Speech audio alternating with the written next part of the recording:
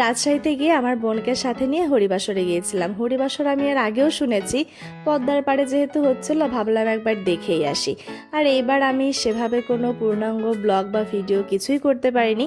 যেখানে যেখানে ঘুরেছি ছোট ছোট কিছু ভিডিও ক্লিপ নেওয়া আছে। তো আমার 3 দিনের ঘোরাঘুরির ভিডিও আজকের একটা ভিডিওতে আপনাদের সাথে শেয়ার করব। আর হরিবাসর উপলক্ষে মেলাও বসেছিল।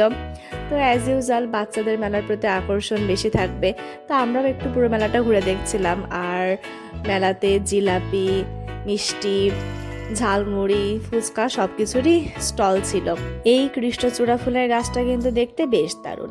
আর এটা ছিল পরের দিনের ভিডিও। আমি জগৎ মামার সাথে সন্ধ্যার পরে রাতের রাজশাহী শহরটা ঘুরে দেখার জন্য বের হয়েছিলাম। রাতের বেলা রাজশাহী শহরটা দেখতে আসলেই অনেক সুন্দর লাগে। তো আমাদের প্ল্যান ছিল আমার বোন যেখানে জব করে সেই হসপিটালে একটু যাব, ওর সাথে একটু দেখা করব, তারপরে আমরা সবাই মিলে একটু আড্ডা দেব।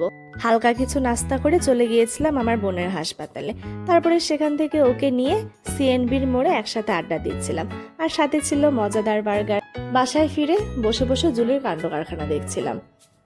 পরদিন সকালে আমি আর আমার বোন রেডি হয়ে নিয়েছিলাম মন্দিরে যাওয়ার উদ্দেশ্যে।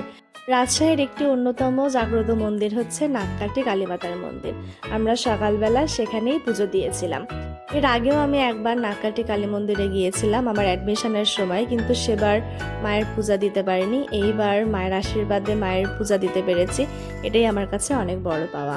রাত্রিবেলা আমি আর আমার বোন ঠিক করেছিলাম আলু ভাজি, মাংস এবং ডিমের কোরমা রান্না করব। তাই সব জোগাড় যন্ত্র আগে থেকেই শুরু করা হয়েছিল। এদিকে আলু ভাজি করা হচ্ছে, অন্যদিকে ডিমের কোরমার জন্য ডিমও ভাজা হচ্ছিল।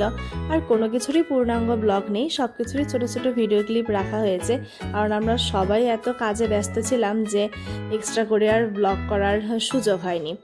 এখানে মাংসটা ম্যারিনেট করে নেওয়া হচ্ছিল যেন খুব তাড়াতাড়ি মাংসটা রান্না করা হয়ে যায়।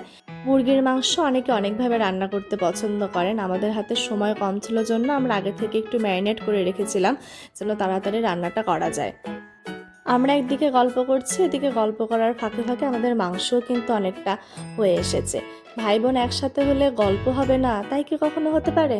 আমাদের সর্বশেষ আইটেম ছিল মাংস রান্না করা, সেটাও কমপ্লিট হয়ে গেছে। তারপরে সব কিছু সাজিয়ে গুছিয়ে আমরা খেতে বসে গিয়েছিলাম।